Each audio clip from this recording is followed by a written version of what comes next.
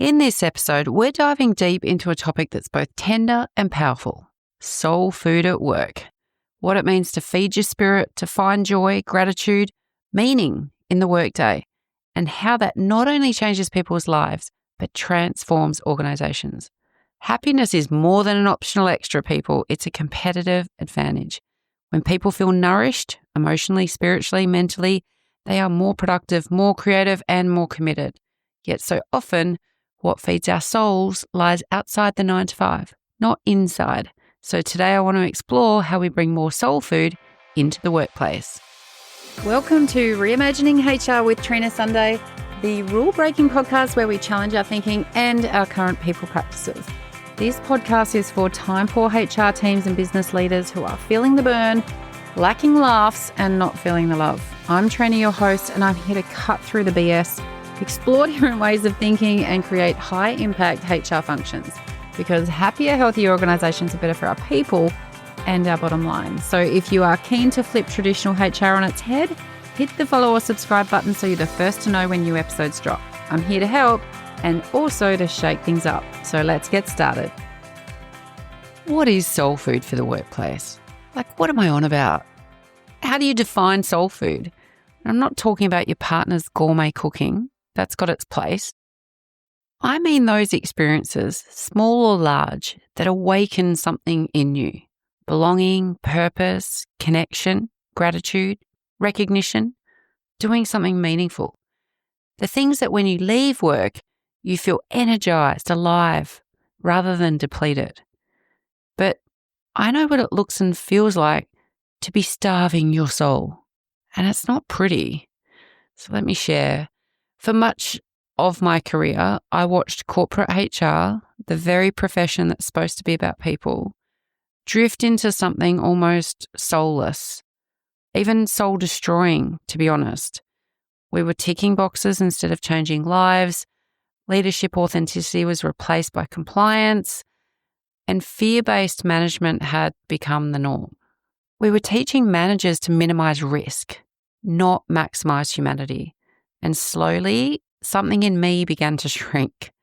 I remember walking into boardrooms where conversations about engagement were reduced to spreadsheets and, HR leaders, including me at times, were measuring hearts and minds in headcount reports, chasing KPIs that had nothing to do with the spirit of our people. And instead of lifting people up, the systems were making them small. And I realized, and this was some 11 years ago now, that is not why I entered the HR profession. So after years of volunteering in Cambodia, I knew the contrast. There, I'd been welcomed into communities where connection, generosity, and hope were everyday currencies. But I'd come home and I felt like my soul was starving. I reached a point where I knew I needed more than a job. I needed work that fed me, real soul food. So I decided to do something radical. And if you've known me for a while, then you're going to have a bit of a sense of what that is. But I said yes to pro bono consulting, to giving my expertise away in service of something much bigger than myself. I wanted to reconnect with purpose, to find out if my skills could make a difference beyond a corporate profit margin. And that's when I was connected with an international non-government organisation in Cambodia that was looking for an organisational development specialist to help transform its operations. The math didn't really work though. It made absolutely no financial sense. It made no career sense. But every fibre of my intuition was saying, this is the way. Sign me up. And 5 weeks later, I'd resigned from my corporate role, packed up my life, and landed in Phnom Penh. And from the moment I arrived, something shifted. Yes, the air was humid and electric, and so was my hair, but tuk-tuks buzzed, street food sizzled, and everywhere I went, people looked me in the eye, knocked down at the pavement, with curiosity and warmth. I wasn't just doing work, I was living in the work of my soul. And for the next 4 years, I had soul food served up to me about 80% of the time, at work, outside of work, all around me. It wasn't perfect, but life was full of joy, generosity, and connection. I was attracting opportunities, friendships, ideas, things that felt almost magical. Call it manifesting if you like, but doors opened, synchronicities unfolded, and I was constantly reminded that when you step into alignment, life conspires to support you. And my life will never be the same. Once you've tasted good nutrition for your body or your soul, you can't go back to junk food without noticing how it makes you feel. Your soul starts to command more from you, and over time you realize you deserve more. Full disclaimer, I'm still working on the food nutrition habits. I haven't nailed them all yet, and I'll always be upfront with you. But I had so much clarity over my soul food needs. What I craved was space to bring myself, my values, my intuition, my sense of joy into what I did. And in Cambodia, I found roles where leaders would ask, "How are you?" and mean it. We would begin meetings with, "What's one thing you're grateful for?" And I felt more alive. I left workshops with leaders telling me that I'd blown their minds and changed their life. Like, those moments were part of what fed my soul, right? And here's where I lean into the woo-woo just a little bit more. Like, I had a heightened realization that everything is energy. How you show up matters. The intentions you set matter.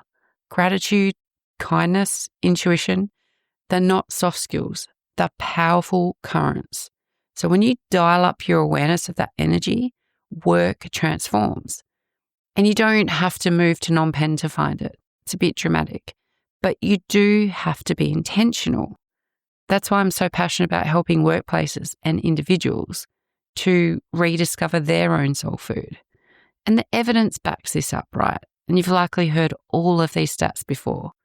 But we know from the research that highly engaged teams have about 21 to 23% higher profitability, than less engaged counterparts. High engagement increases productivity.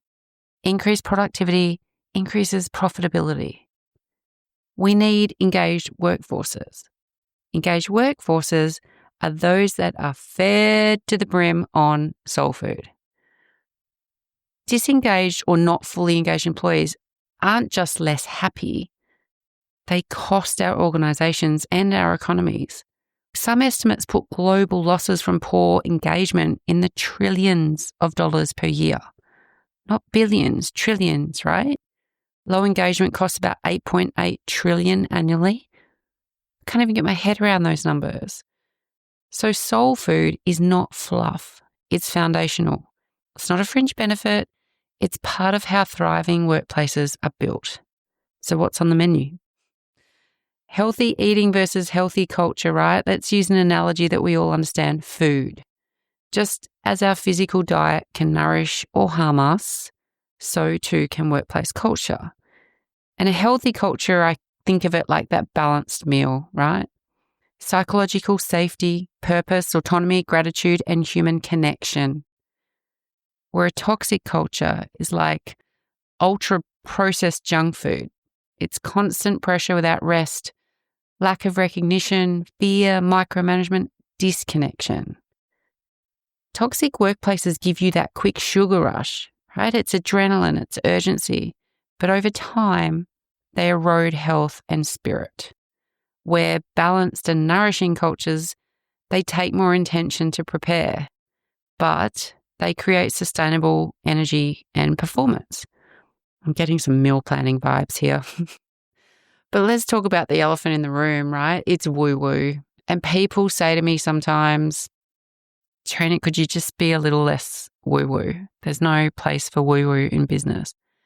But as if being human, intuitive, and energy aware is somehow a liability. Like, it's my superpower, team. And here's the science behind some of what you might call woo-woo. And it is far less mystical than it all seems, right? First, intuition.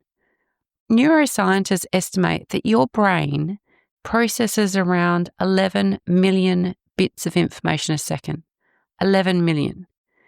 Yet we are only consciously aware of about 40 at a time. 40 bits, of 11 million bits of information every second. Think of the iceberg. Small, tiny tip above the water, vast expanse below. That hidden processing, it draws on memories, patterns, sensory cues, the emotional signals that you are not consciously tracking. When you get that gut feeling, it is your brain doing ultra-fast pattern recognition and delivering a signal in the form of instinct. It's far from irrational.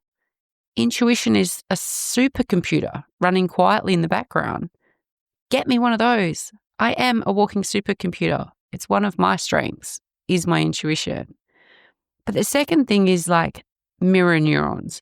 So these are the brain cells that fire not only when you perform an action, but when you observe someone else doing it. They're a neurological basis for empathy, right? It is literally wiring us to feel what others feel.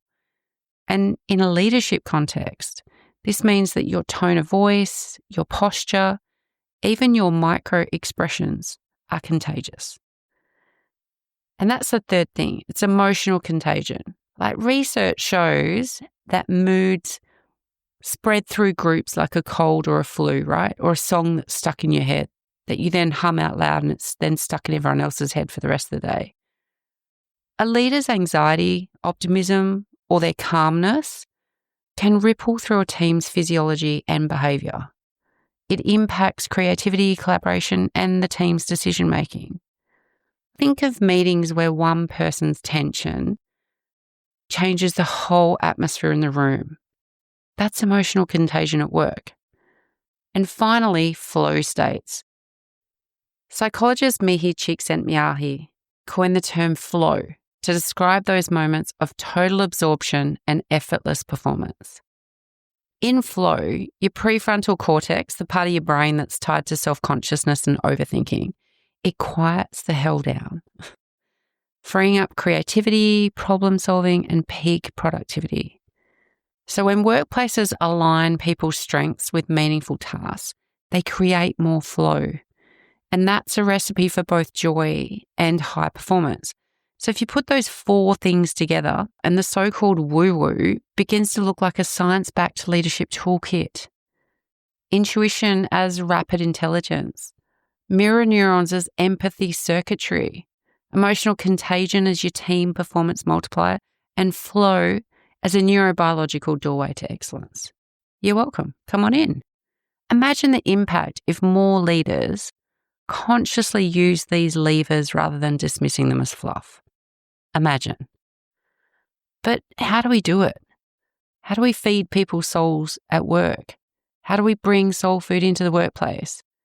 And some of this stuff isn't new, but we are certainly not being deliberate about it, not intentional enough. It's the things like recognition as nourishment, but that's making appreciation specific and frequent and authentic. It's autonomy and trust. Give people decision-making power and flexibility. It's purpose alignment, helping employees see the bigger why behind their work. And we talk about that all the time. But do we do it intentionally? Are we deliberate in the habits we are trying to form that give people that purpose alignment? I'm not sure that we are. We say it, but I'm not sure we're helping to craft the habits that bring that to reality. And micro rituals, like start meetings with gratitude, celebrate small wins, or have mindful pauses. I can't tell you the amount of corporate eye rolls I get when I suggest this to an exec team. HR teams generally more receptive, exec teams not so much. But most people love it once they embrace the rituals. And then you just rely on the emotional contagion to do its thing. It's also creating a safe space for energy checks. Energy is everything to me, and I talk to my clients about this all the time. We need to normalize asking, what do you need today? Or where's your energy at? Like, energy is finite and you only have so much to give. And it's more precious than time, in my view. So embrace more habits in energy management over time management. This isn't about perks or gimmicks. All of these things are about creating a workplace diet that feeds the whole human being. When organisations embed these soul food practices, right, it has massive impacts. Things you would expect, right? Increased productivity and performance, lower turnover and absenteeism, better employee health and reduced burnout, better cultures, brands, all that good stuff.